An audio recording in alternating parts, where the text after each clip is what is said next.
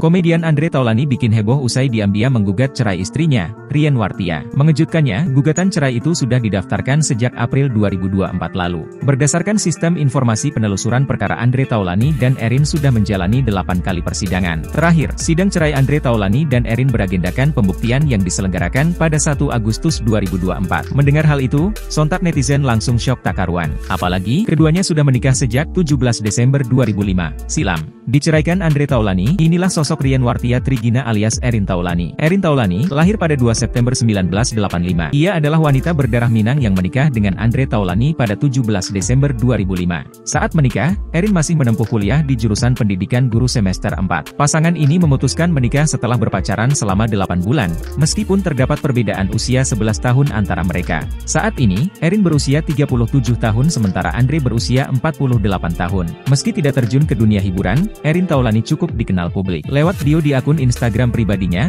Erin Taulany melabeli dirinya sebagai pengusaha. Erin Taulany juga termasuk salah satu sosialita papan atas dan kerap berpenampilan mentereng bak istri pejabat. Ya, dari postingan-postingan Erin Taulany sering terlihat menggunakan barang-barang branded berharga fantastis. Ia bahkan sering pelesiran ke luar negeri. Tak hanya itu, ia pun kerap kumpul dengan teman sosialitanya dan menghadiri acara-acara penting. Apalagi, Erin sering membagikan OOTD-nya di media sosialnya. Namun sayang, belakangan ini ia jarang memperlihatkan momen bersama sang suami.